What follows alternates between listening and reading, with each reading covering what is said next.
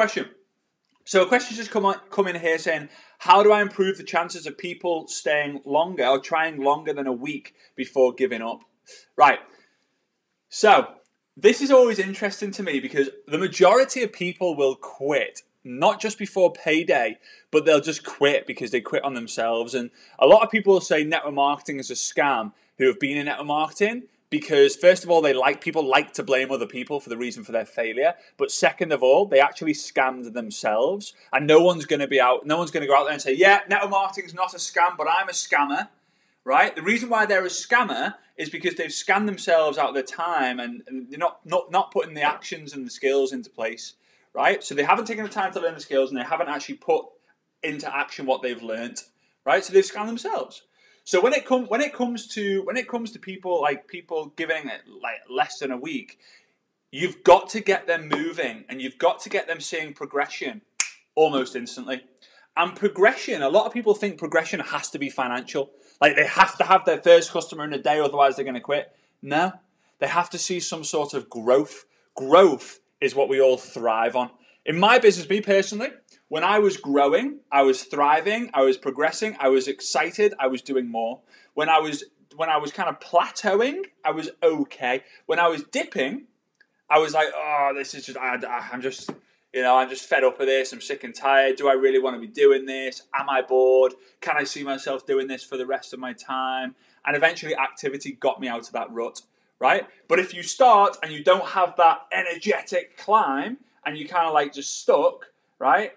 Then, yeah, people are going to get into a bad situation. So you have to make them progress. So you need to have some sort of process where it's maybe 3 steps that they can do very, very quickly where they're going to feel like, I feel like I've got my own business here. I can see this. It could be reading a short book. I recommend The 4-Year Career by Richard Bliss Brookes. It could be literally spend 30 minutes writing every single thing you want in your life, right? Now, if you're a goal setter and you're watching this video right now, whether you're live on the replay, wherever, I'm going to set you a little challenge here and I'm going to dare you to do this because it's not easy. If you've never done it before, you're going to think, that's easy. If you've done this before, you'll go, yep, that's not easy. Over the next 30 days, if you're going to do this, let me know, right?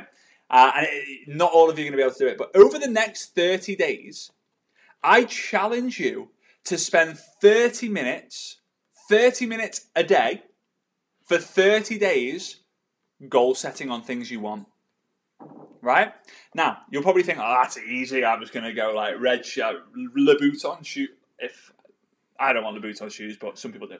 Louboutin shoes, Gucci handbag, 4-bed detached house, boat in Marbella, like whatever. You're going to be naming all this different stuff. That might be the first session. The second session. Eventually, this is what's going to happen. You will notice that most like the last 20 days will be, I want to give this to this, give this to this, give this to this. I want to build a school in Africa. I want to build wells. I want to do that. You will notice yourself doing that. I challenge you to do that. Actually, if you have 30 minutes a day spare to be able to do that, I challenge you to do it. It's hard.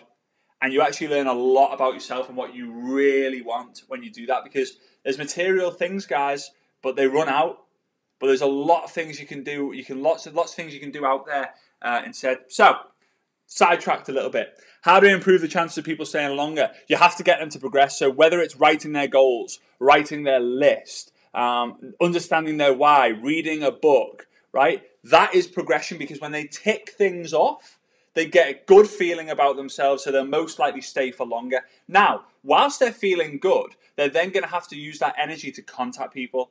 If and when they get their first customer or distributor, they now feel responsible for those people, so they have a less chances of actually quitting. I think Eric Worre did a training on this. You can check it out called Over the Line. I think it was Over the Line.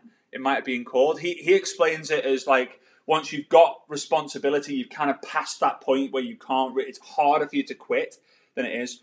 The great thing about network marketing is it's very easy to get started. The really bad thing about network marketing is that it's very easy to not get started. And what I mean by that is it's very easy for you to just join, right? I've joined. But it's also very easy for you to do nothing. Because if you don't do anything, guess what? What's the worst that's going to happen? You don't get fired. You don't lose your business.